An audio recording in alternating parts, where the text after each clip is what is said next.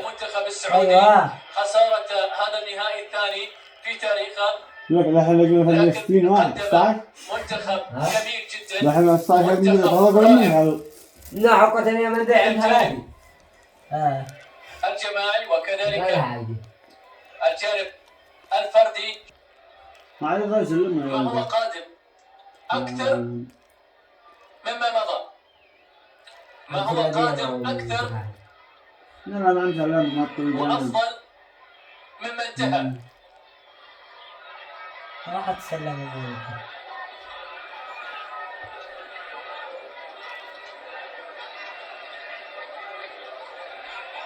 مجموعة من الأسماء التي كانت حاضرة بالنسبة لكرة القدم السعودية من خلال هذه البطولة.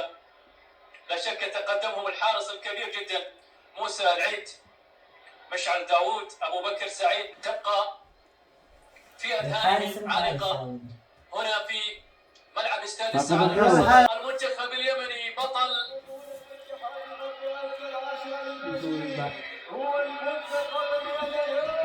وهنا في صلالة، هنا في أرض الأصالة، هنا في أرض الفن والجمال والكرم.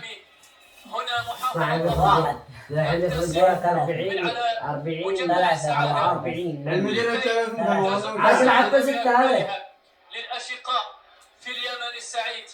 من هنا تنجل الآخر ما معنا لقينا هنية عندنا 3. لا سيرفعون كأس البطولة العاشرة للمرة الثانية في تاريخهم. هنا يتقلدون الميداليات الذهبية للمرة الثانية في تاريخهم. المنتخب اليمني اللي وصل إلى نهاية المنتخب اليمني كأس آسيا 2002.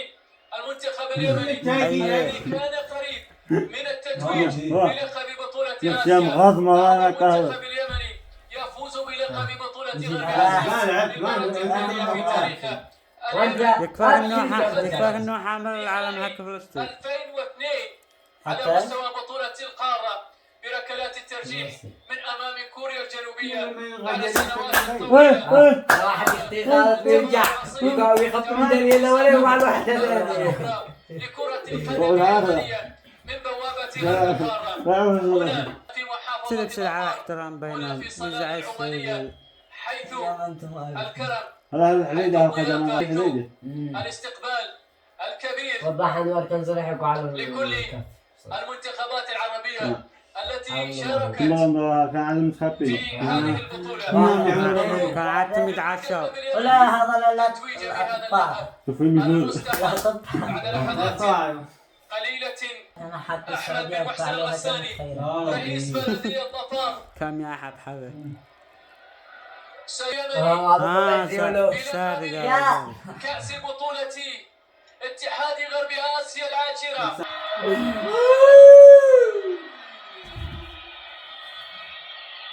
وفي هذه الأثناء يرفع وضح اليمن الذي تألق في ركلات الترجيح وفي البطولة. ألف مبروك للأشقاء في كل المحافظات اليمنية. تتويج بلقب بطولة غرب آسيا للناشئين لقب مستحق. والمنتخب اليمني يرفع الكاس ويرفع نعم حرف الله يشير لا زينة من هنا يزف السعادة في كل ربوع اليمن.